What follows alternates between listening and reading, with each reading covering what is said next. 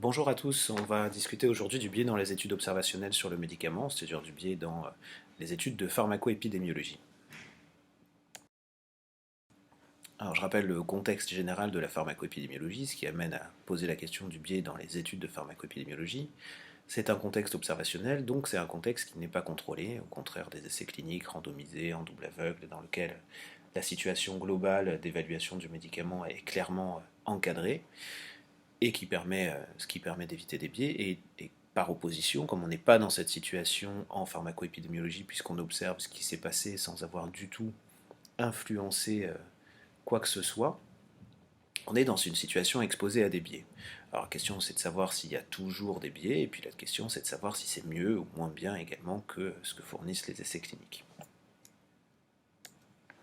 Alors qu'est-ce qu'un biais? Un biais finalement c'est tout phénomène dans une étude qui aboutit à une estimation non valide de ce qu'on entendait mesurer. La validité dont il est question quand on parle de biais, c'est une question de validité interne, c'est-à-dire la capacité d'une étude à estimer correctement ce qu'elle étudie dans les conditions où elle l'étudie. C'est vraiment très différent du problème de validité externe dont on discutera plus tard. Si on considère les biais qui affectent la validité interne, ce que vous avez déjà appris, qu'on vous a rabâché, il y a trois grands types de biais, des biais de sélection, des biais de mesure ou des biais de confusion. Et puis il y a beaucoup de synonymes autour de ces biais, et parfois ces synonymes, s'ils sont malheureusement source de confusion, peuvent aussi aider à comprendre la nature de ces biais, leurs mécanismes de survenue, et puis éventuellement comment on peut faire en sorte de les prendre en compte et de diminuer leur impact sur les résultats des études. Pour le biais de sélection, il n'y a pas de très très bons synonymes, donc j'en ai pas mis. Pour le biais de mesure, on retrouve aussi la notion de biais de classement qui est intéressante puisqu'elle veut dire que pour une variable qui nous a intéressé, ça peut être le critère de jugement, ça peut être l'exposition, ça peut être des covariables d'intérêt, finalement, on s'est trompé au moment de classer les personnes. Et puis le dernier biais ou la dernière catégorie de biais qui elle aussi est bien connue et généralement à pied, c'est le biais de confusion. Et on trouve pour ce biais de confusion des synonymes qui sont le biais d'interprétation, finalement on s'est trompé dans l'interprétation des résultats, ou des biais d'analyse, on s'est trompé dans l'analyse des résultats. Et c'est comme ça qu'on aboutit à une mauvaise estimation de ce qu'on prétend mesurer. Alors voyons maintenant comment on peut retrouver, ou comment ces trois catégories de biais peuvent affecter les différents types d'études de pharmacoépidémiologie. Ça concerne essentiellement cette exploration des biais, les études à visée explicative, donc les études pour lesquelles on recherche des associations. Et dans ce contexte, j'ai illustré dans cette revue synthétique ou cette présentation synthétique des biais en pharmacoépidémiologie, la présentation des biais et leur survenue, ou ce qu'on peut en attendre, ou ce qu'on peut craindre dans d'une part les cohortes et d'autre part les études cas témoins, sachant que tous les autres schémas qui sont réalisables en pharmacoépidémiologie sont des schémas qui dérivent de l'un ou de l'autre de ces schémas princeps. Intéressons-nous d'abord au biais de sélection. Donc, le biais de sélection, très simplement, c'est quand on aboutit à une population qui, dans son ensemble, n'est pas représentative de celle que l'on veut étudier, et alors c'est un problème de validité externe, qu'on traitera tout à l'heure, ou dont on parlera tout à l'heure, ou sinon c'est un problème qui fait aboutir à la constitution de groupes qu'on entend comparer dans le cadre de l'étude, donc des exposés versus des non exposés par exemple dans le cadre d'une cohorte, ou des cas versus des témoins dans une étude cas témoins. Et puis le principe c'est que normalement ces groupes qu'on entend comparer, euh, c'est licite de les comparer, il y a une base pour considérer qu'ils sont comparables, et en fait le biais résulte du fait qu'on a mal constitué nos groupes et que les exposés ne sont pas du tout comparables aux non-exposés, ou les non-exposés ne sont pas du tout comparables aux exposés dans une étude de cohorte, et les témoins ont vraiment rien à voir avec les cas dans une étude cas témoin. Donc il faut s'intéresser à ce qu'on peut comparer dans une étude de cohorte ou dans une étude cas témoin. Alors, qu'est-ce qui se passe? Comment se retrouve-t-on dans une situation de biais de sélection dans une étude de cohorte? Ce qu'on souhaite comparer finalement, c'est des groupes qui soient globalement similaires. C'est-à-dire des groupes qui, en début de suivi dans une cohorte, rassemblent des sujets qui sont tous indemnes de l'événement, mais qui ont tous a priori le même risque de présenter l'événement. C'est toute la difficulté dans une étude de cohorte.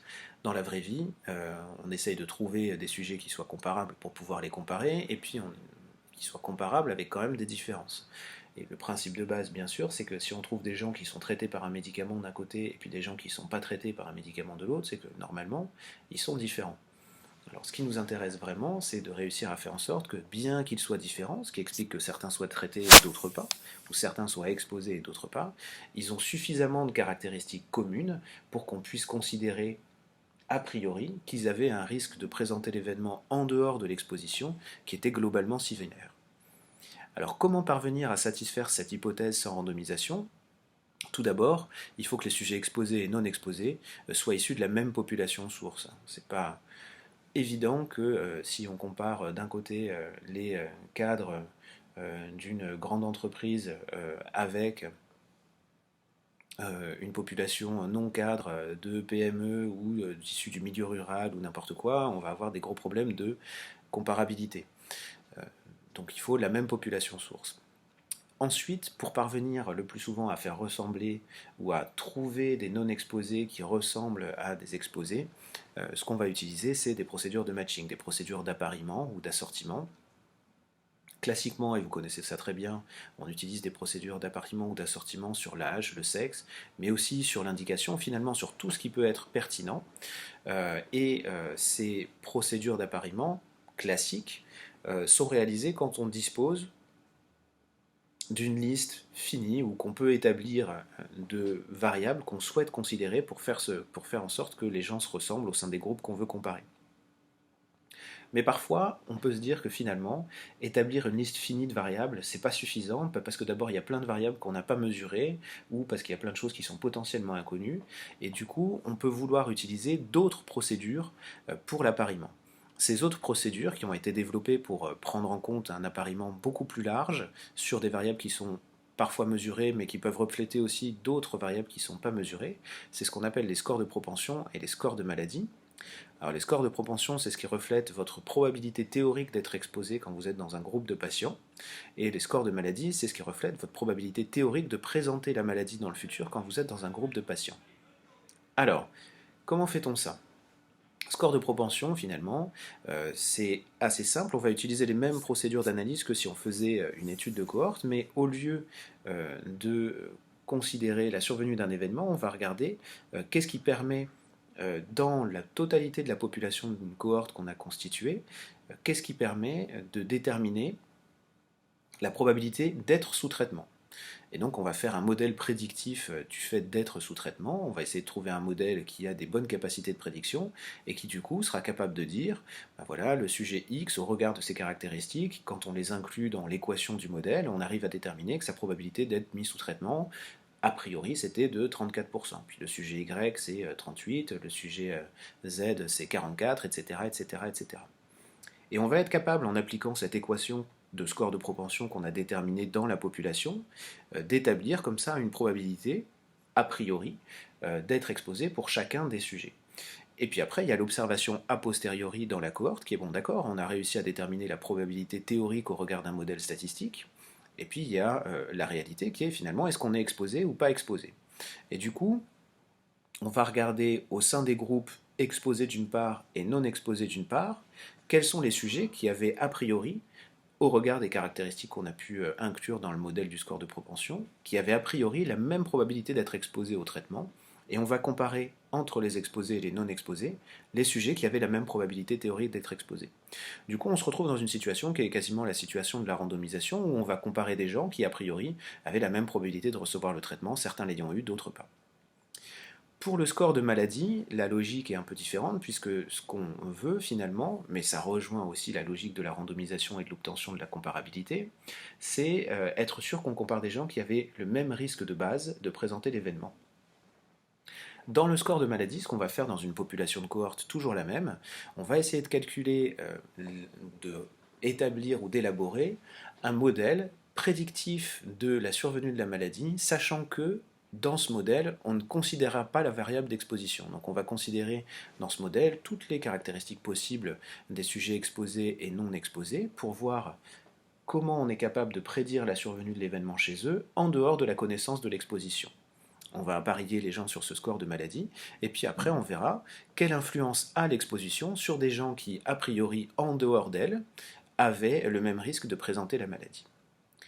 D'autres possibilités, c'est les études qu'on peut faire qui sont des études particulières, donc pour aller toujours dans cette idée de trouver des gens qui sont très comparables en termes de risque de base en dehors de l'exposition dans une étude de cohorte. On peut tout à fait faire, et c'est réalisé, des études chez des jumeaux, par exemple. Ça a été fait en particulier pour le rôle du cannabis sur le potentiel développement de schizophrénie, ou des études dans des fratries. C'est ce qui est réalisé également, en particulier dans les études pour des expositions à des médicaments potentiellement tératogènes, ou quand on cherche un risque sur le développement des enfants. On compare finalement chez une même femme les issues de grossesse et le développement des enfants en fonction des expositions au cours de la grossesse, certaines grossesses ayant été exposées d'autre part, et puis en prenant en compte évidemment le fait que toutes les grossesses ne sont pas au même âge, et ce qui implique un certain nombre de choses.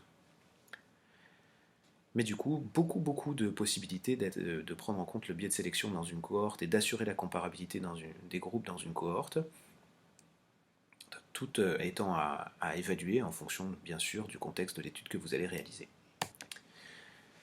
Biais de sélection dans une étude de type cas témoin. Bon, cas témoin, qu'est-ce que c'est? En fait, s'il est correctement réalisé, c'est un échantillon représentatif de cas et de témoins qui viennent tous de la même population, donc en fait, finalement, de la même cohorte, qu'on peut avoir cherché à formellement identifier ou pas.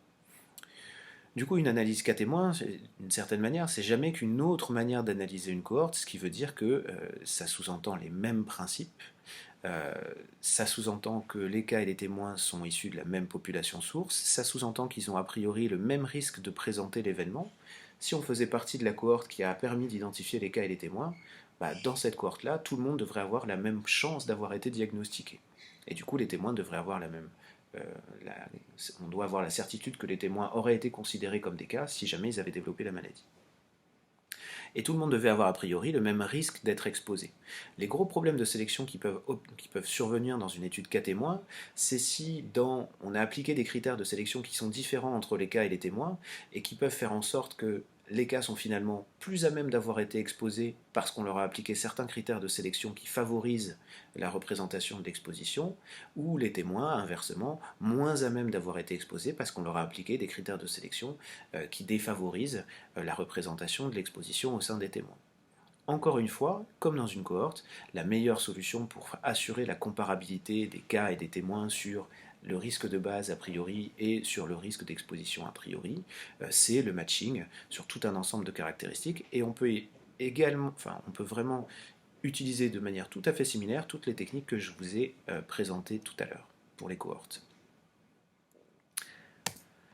Un biais de sélection qui est particulier dans les études de pharmacoépidémiologie, il peut tout à fait toucher les études de cohorte comme les études cas témoins.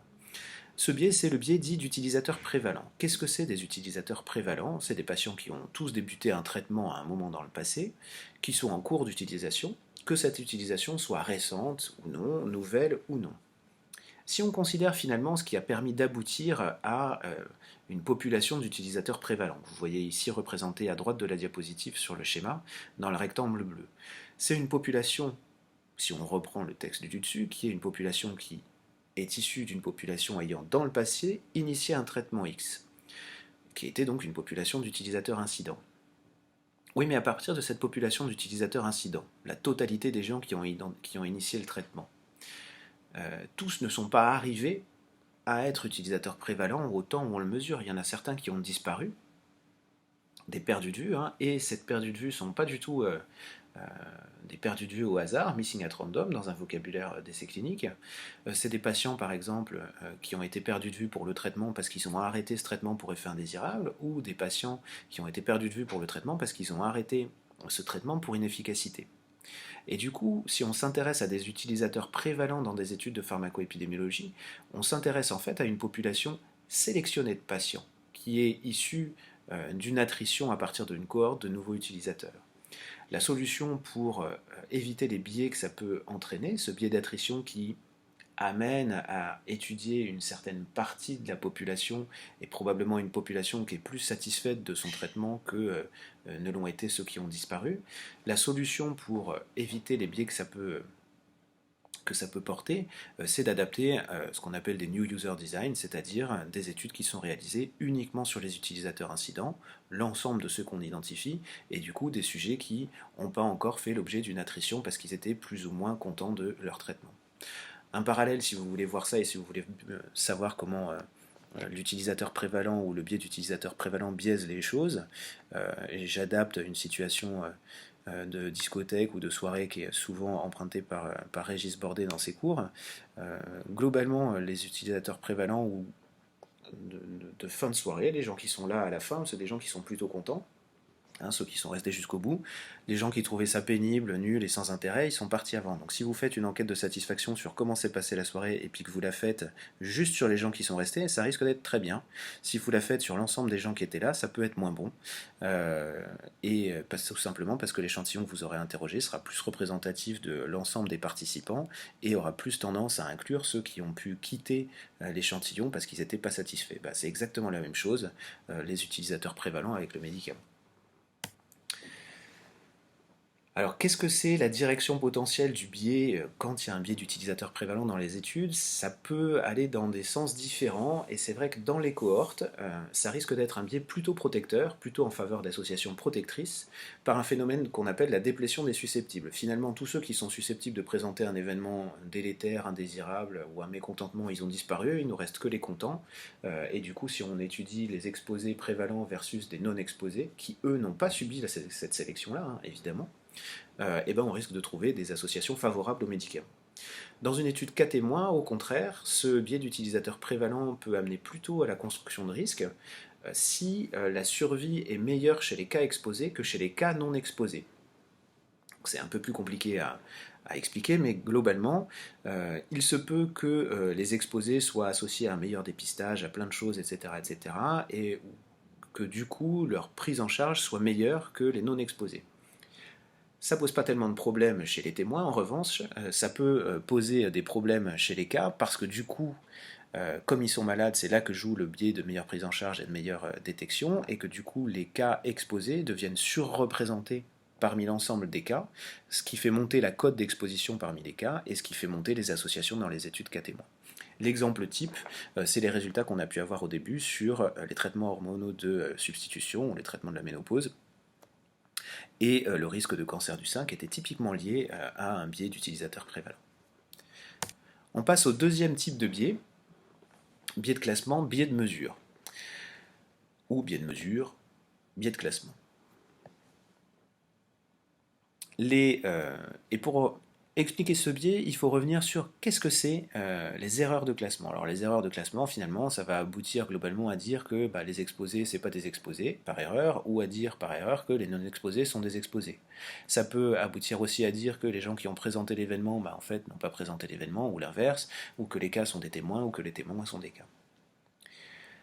Finalement, quel que soit le sens de ces erreurs, si jamais elles affectent à l'identique les groupes qu'on entend comparer, on s'est trompé dans l'affectation de l'exposition à l'identique dans tous les groupes. Ça ne pose pas de problème particulier. Il n'y a pas de direction de l'erreur, ça ne va pas affecter un groupe plus que l'autre, et à ce moment-là, il ne va pas y avoir de biais créé par cette erreur. Par contre, il va y avoir de la perte de précision parce qu'on mesure moins bien les choses. En revanche, si l'erreur affecte différemment les groupes qu'on peut comparer, à ce moment-là, elle peut aboutir à faire, imaginons que l'erreur concerne la mesure de l'exposition entre des cas et des témoins. Si on fait plus d'erreurs chez les cas que chez les témoins, ou si par exemple on classe par erreur plus d'exposés comme des non-exposés chez les témoins que chez les cas, ça va être une erreur différentielle qui va aboutir par erreur à faire baisser la mesure de l'exposition chez les témoins plus que chez les cas, et ça va créer une association, ça va créer un biais. Donc voyons maintenant comment ces biais de mesure, ces biais de classement, qui résultent donc d'erreurs différentielles uniquement, peuvent affecter les cohortes et les cas témoins. Donc pour les cohortes, l'essentiel de l'erreur différentielle, c'est une erreur différentielle pour l'événement. On espère à peu près qu'on sait classer correctement l'exposition, c'est le principe de base de la cohorte. Et du coup, ce qui peut entraîner un biais de classement, c'est le fait que on est dans une situation où on n'a pas complètement d'équivalence entre la capacité à détecter l'événement ou à classer l'événement chez les exposés et la capacité à détecter l'événement ou à classer l'événement chez les non-exposés. Ce qui correspond finalement à un biais de dépistage le plus souvent. Et ce biais de dépistage, dans les études observationnelles, il est essentiellement lié au fait qu'il peut y avoir des pressions de dépistage qui sont différentes, ou des pressions diagnostiques, ou des suivis qui sont différents entre les sujets exposés et non exposés. Et ça va le plus souvent dans le sens d'un meilleur dépistage ou d'un dépistage plus intense chez les exposés, et du coup d'un diagnostic plus précoce chez eux, et du coup ça crée des associations. La solution technique pour pallier à ça, c'est d'ajuster les analyses sur la pression de suivi qu'on peut constater entre les groupes, le nombre de consultations spécialisées, le nombre d'examens réalisés par unité de temps, le nombre de médicaments consommés, tout ça est peut-être pris en compte, à la condition bien sûr d'avoir des mesures pour ces variables. Il peut quand même y avoir, mais je l'ai mis en grisé parce que c'est moins important, des erreurs différentielles pour l'exposition. Alors c'est possible dans une étude de cohorte, souvent pas à l'initiation du traitement, mais au cours du suivi, tout simplement parce que les gens changent de statut, ils passent d'exposé à non exposé et vice-versa, et c'est normal, l'exposition aux médicaments c'est dynamique, je vous l'illustre ici avec une figure qui est issue de la thèse de Julien Bezin sur les traitements par combinaison thérapeutique recommandée dans le post syndrome coronaire aigu, donc avec bêta-bloquants, anti-agrégants, statine globalement, et puis médicaments du système réninine-angiotensin-aldostérone. Et ce que vous voyez sur cette diapositive, qui représente juste les variations de l'exposition par groupe d'exposition au cours de la première année post-syndrome coronaire aigu, deuxième année, troisième année, quatrième année, avec la combinaison qui était initialement attribuée au patient, ou initialement mesurée chez le patient, et puis ce qu'on voit comme variation au cours du temps. Vous voyez que globalement, ceux qui étaient avec la combinaison complète bêta-bloquant, anti-agrégant, statine, médicaments du système rénine-angiotensin, donc BASI, c'est la proportion de vert là, et qui va décroissante clairement au cours du temps, et qui perd déjà un bon tiers de ses patients dans la première année. Vous voyez les autres régimes qui sont représentés en dessous, et l'extrême variabilité qu'il y a pour une grosse partie de la population. Si on fait une analyse en intention de traiter, et qu'on considère que finalement à l'année 2, ou en tout cas si on porte la mesure initiale et qu'on considère qu'à l'année 2, les gens sont toujours exposés de la même manière qu'ils l'étaient à l'année 1, on fait une quantité considérable d'erreurs de classement. Et donc on ne peut pas analyser dans des schémas observationnels où l'observance au traitement est bien inférieure à ce qu'elle est dans les schémas d'essais cliniques et où du coup il faut pouvoir prendre en compte la variabilité de l'exposition. On ne peut pas faire dans un grand nombre de situations l'hypothèse que l'exposition est stable au cours du temps et il n'y a qu'une solution, c'est de traiter l'exposition comme une variable dépendante du temps dans les modèles. Biais de classement dans les études cas témoins. Donc là, on va essentiellement faire attention à des erreurs différentielles pour l'exposition. Le très grand classique que vous connaissez dans ces biais, c'est le biais de mémorisation. Et le très grand classique que vous connaissez dans l'exemple de biais de mémorisation, c'est la relation entre qu'on peut trouver dans les études de malformation par exemple ou de développement anormal de l'enfant, c'est la relation entre exposition pendant la grossesse et malformation par exemple. Les femmes enceintes dont la grossesse a donné naissance, enfin pour lesquelles l'enfant né présente une malformation ou des anomalies de développement vont avoir un travail d'introspection sur les expositions au cours de la grossesse qui sera forcément très supérieur aux témoins, qui sont des femmes qui ont donné naissance à un enfant qui ne présente pas de malformation ou d'anomalie du développement. Cette différence dans l'effort d'introspection va aboutir à une différence de rappel. Cette différence de rappel, même à exposition réellement identique en fait, va être la source de association. Alors ce biais de mémorisation dans les études cas témoins, très classique, cela étant, il peut survenir que si on fait appel à la mémoire des gens. Toutes les études cas témoins qui sont réalisées sur base de données, c'est pas le cas. Voilà, l'enregistrement de l'exposition, finalement, il se fait de manière prospective avec les remboursements des gens. Il n'y a pas de raison de penser qu'il puisse y avoir un biais de mémorisation dans ces bases-là. Ce qui ne veut pas dire qu'il peut pas y avoir d'erreurs différentielles de classement pour l'exposition. Il suffit que les cas soient des gens qui, au cours de leur suivi, étaient plus hospitalisés que les témoins, tout simplement parce qu'ils sont plus malades. Je vous rappelle que dans les bases de l'assurance maladie française, les périodes d'hospitalisation, c'est des périodes de censure complète de l'information pour l'exposition. Si les gens ont été exposés dans les périodes d'hospitalisation et s'ils ont été hospitalisés plus que les autres, à ce moment-là, il y aura un biais pour l'exposition qui ne sera pas du tout un biais de mémorisation. Du coup, il faudra prendre en compte dans les mesures d'exposition sur les analyses sur base de données les périodes d'hospitalisation en faisant des hypothèses pour l'exposition pendant ces fenêtres de temps. Il y a toujours un problème particulier avec les analyses sur base de données qui est qu'on fait l'hypothèse que ce qui a été remboursé, acheté, prescrit, dépend de la nature des données qu'on a été consommé.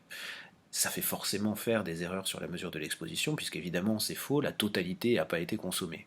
Mais la seule chose importante à considérer, c'est, ok, il y a des erreurs d'association, il y a des erreurs de mesure, ou des erreurs de classement pour l'exposition à cause de ça, est-ce qu'il y a des raisons de penser que c'est différentiel entre mes groupes?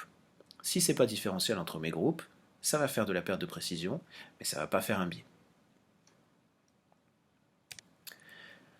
Un biais de classement particulier dans les études de pharmacoépidémiologie, c'est celui dit de biais protopathique. Alors, protos, donc premier, précurseur, prototype, tout ce que vous voulez,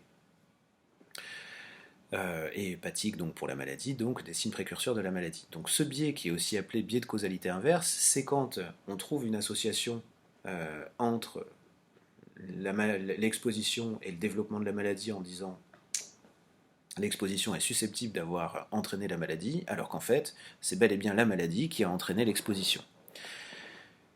Et quand est-ce qu'on se retrouve dans cette situation? On se retrouve dans cette situation quand les premiers signes de la maladie sont des facteurs de risque de l'exposition. Et en fait, pourquoi c'est un biais de classement? C'est parce qu'on a mesuré l'exposition après le début de la maladie, donc à un moment où on n'aurait pas dû la mesurer, elle ne devait pas être prise en compte à ce moment-là. Comment du coup apporter une solution quand on a des possibilités de biais protopathiques? Et bien tout simplement, il faut décaler la période de mesure de l'exposition et la décaler à un moment qui correspond à une période précédant le début réel de la maladie. Ce qu'on appelle, donc on censure une partie du suivi des patients, une période de censure qu'on appelle une période de lag time, et de cette manière, on diminue la possibilité de biais de classement pour l'exposition, qui était aussi d'ailleurs une erreur de temps de diagnostic pour la maladie, et on diminue la possibilité de biais protopathique. Alors la définition de cette période de lag time, c'est toujours pareil, ça va être au regard des données qu'on connaît sur la maladie, son temps de développement, etc., etc., mais c'est pas forcément dur. Au sens où c'est pas forcément facile à déterminer de manière parfaitement scientifique. Il y a des exemples d'estimations qui ont été fournis dans la littérature ou d'illustrations qui ont été fournies dans la littérature, comme ce papier publié cette année concernant l'utilisation ou les nouvelles prescriptions, les nouvelles initiations de traitement finalement précédant un diagnostic de cancer. Et vous voyez ici étudier plusieurs cancers, sein, côlon, prostate et poumon. Et vous voyez que certains médicaments ont été utilisés uniquement comme témoin. Les statines ici, logiquement, on n'attend pas à ce que ça bouge, et du coup, c'est pour montrer que, logiquement, cela ne devrait pas bouger, et que, par opposition, d'autres traitements ont bougé. Vous voyez monter, bien évidemment, les antalgiques, mais également dans certains cancers d'autres catégories d'exposition. Et ce que montre le papier, c'est finalement que pour tout un tas de situations et de prescriptions médicamenteuses étudiées, donc qui sont détaillées dans l'article, ici j'ai juste fait figurer quelques résultats, la fenêtre traditionnelle comprend de censure de la mesure de l'exposition dans les 6 mois qui précèdent le diagnostic de cancer est assez bien adaptée. Donc ce biais protopathique, dont vous avez beaucoup entendu parler, finalement c'est une erreur de classement pour l'exposition qui est consécutive à une erreur de datation de l'événement. Ça concerne autant les cohortes que les cas témoins, ou les cas témoins que les cohortes, et la solution c'est de prévoir une période de lag time pour chaque fois que vous allez être amené à étudier une association entre une exposition et un événement dont le diagnostic est retardé ou pour lequel il existe une phase prodromale importante ou pour lequel il existe une phase de latence importante. L'exemple toujours discuté à ce sujet, c'est la relation entre démence et benzodiazépine, sachant qu'il y a une très longue phase prodromale dans la démence, plus une phase en plus de retard de diagnostic une fois que la maladie est bien présente, et que du coup c'est compliqué de savoir quand est-ce qu'on peut légitimement mesurer l'exposition aux benzodiazépines sans penser qu'elle a été causée par des prémices de la démence ou par une démence déjà présente mais non diagnostiquée. Biais d'analyse. On avance. 3 types importants de biais à examiner dans les biais d'analyse: le biais de confusion que vous connaissez bien, le biais de temps immortel que vous connaissez un peu, et les biais liés à la présence d'événements compétitifs que vous connaissez un peu aussi. Je reviens rapidement sur le biais d'analyse qui est représenté par le biais de confusion. C'est le plus connu. En fait, on retrouve une association entre l'exposition et l'événement sans qu'il y ait aucun caractère causal ni aucune véritable association. Cette association est en fait liée à un autre facteur, qu'on appelle un tiers facteur, et qui lui est le véritable facteur de risque de l'événement. Mais il se trouve que, et c'est ce que vous voyez dans le schéma causal, ce facteur de confusion, il est facteur de risque de l'événement et il est facteur de risque de l'exposition. Il augmente la probabilité des deux. Ce qui aboutit, flèche grisée, à une association retrouvée de manière erronée et correspondant pas à une véritable relation causale ni même à une véritable association statistique, on peut la dénouer. Donc association erronée retrouvée entre exposition et l'événement.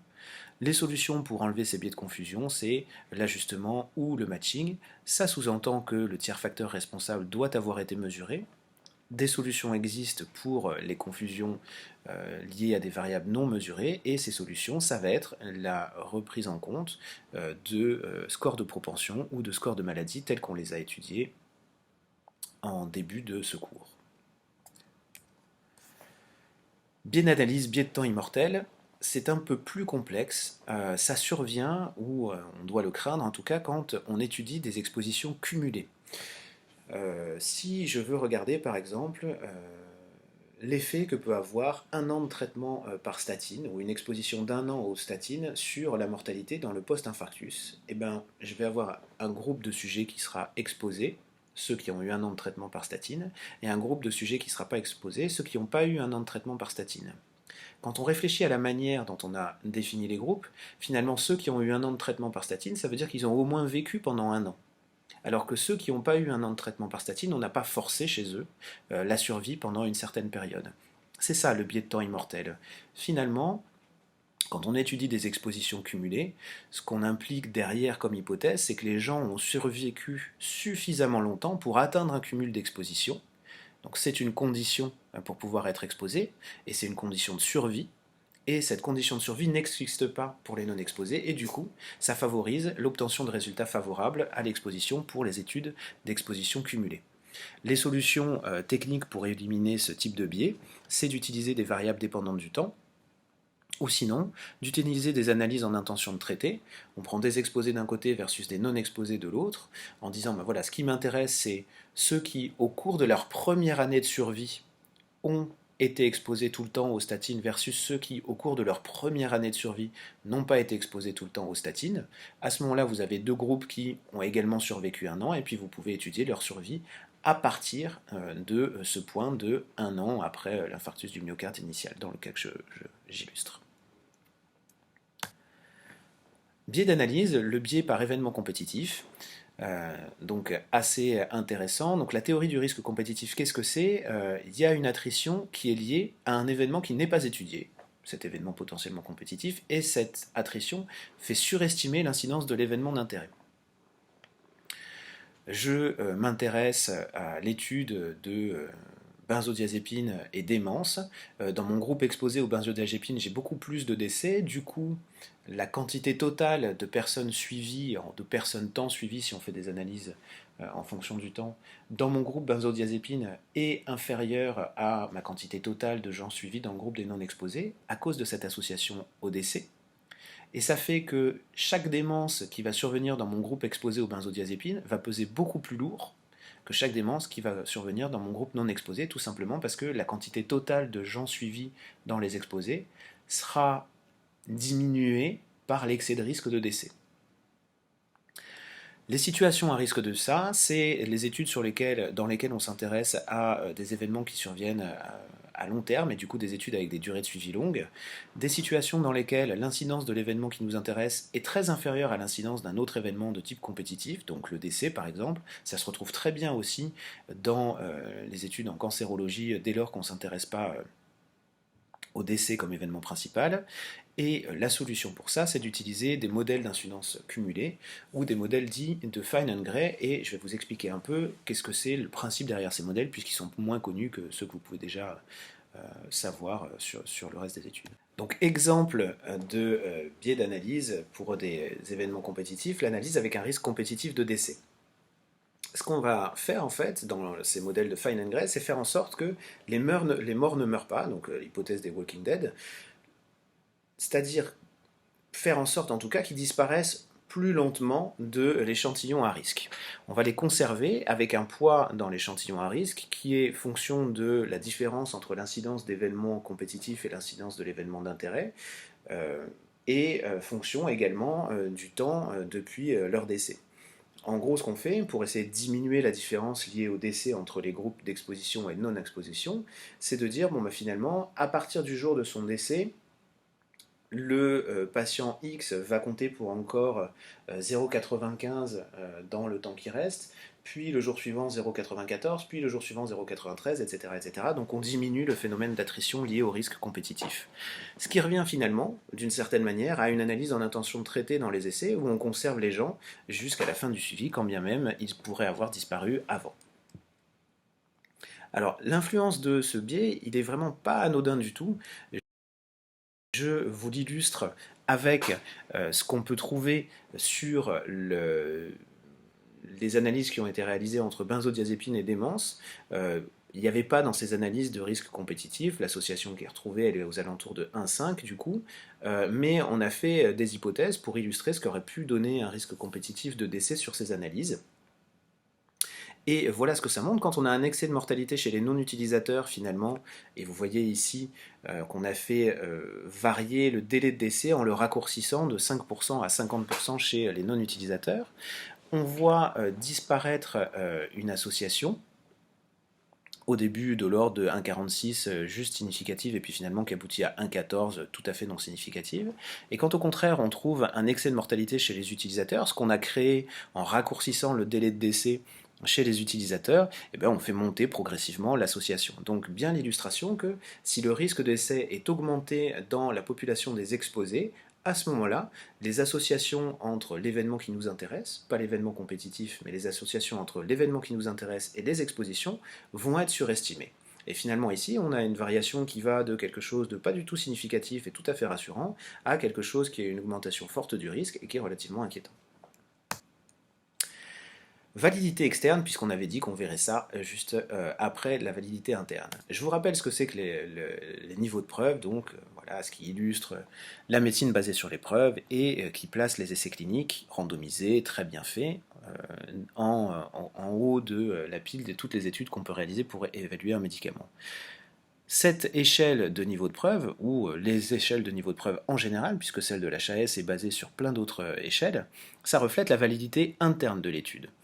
Et la validité interne, on est tous d'accord, c'est ce qui permet, la validité interne, de bien déterminer ou de déterminer le mieux possible du monde l'effet d'un médicament sur un objectif précis dans une population expérimentale très sélectionnée et dans des conditions expérimentales. Et c'est absolument nécessaire, et c'est pour ça que, au vu de cette requête, les essais randomisés en double aveugle bien conduits, c'est ce qui permet d'obtenir le plus haut niveau de preuve.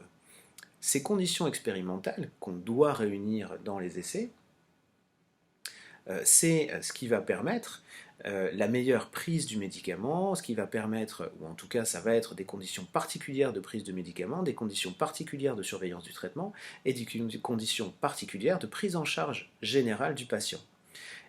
Et plus c'est contrôlé, mieux c'est. Plus c'est expérimental, mieux c'est, parce que ça permet d'avoir la meilleure validité interne. Mais, en termes de validité externe, c'est la cata, parce que plus c'est contrôlé, et plus c'est expérimental, moins ce sera applicable à la vraie vie. Donc on aura une évaluation parfaite dans un contexte impossible à reproduire. Du coup, la validité interne du médicament ou les études pour lesquelles on a la meilleure validité interne sur le médicament, c'est clair, c'est les essais randomisés, mais les études pour lesquelles on a la meilleure validité externe sur le médicament, c'est clair, c'est les études de pharmacoépidémiologie. Et logiquement, si vous voulez une évaluation valide du médicament, eh ben, il vous faut les deux types d'études. Conclusion. Les biais dans les études observationnelles sur le médicament, dans les études de pharmacoépidémiologie, ils sont nombreux. En tout cas, les biais potentiels.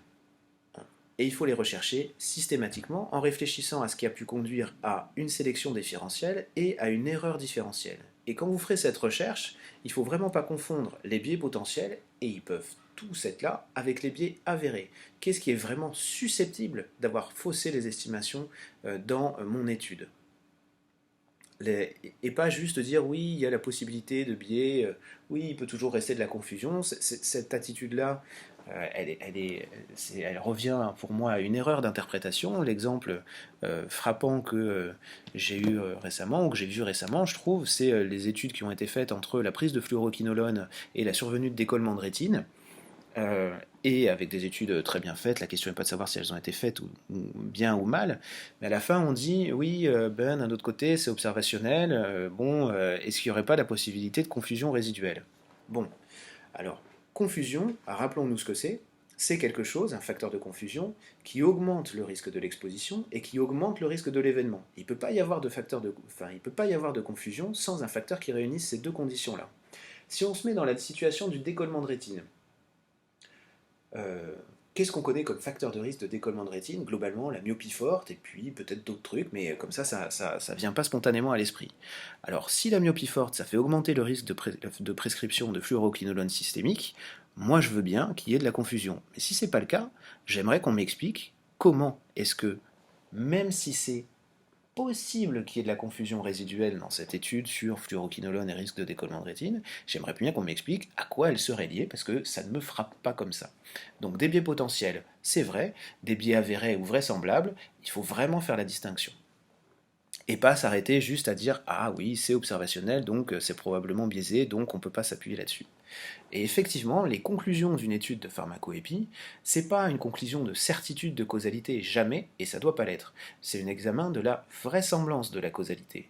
Et à un moment, si on a des raisons de penser que finalement la possibilité de biais ou la probabilité de biais, elle est assez faible, il faut savoir conclure que oui, on n'est pas certain de la causalité, mais qu'elle est probablement vraisemblable, en tout cas beaucoup plus vraisemblable que l'absence de relation causale, et du coup, il faut savoir conclure à partir de ces études.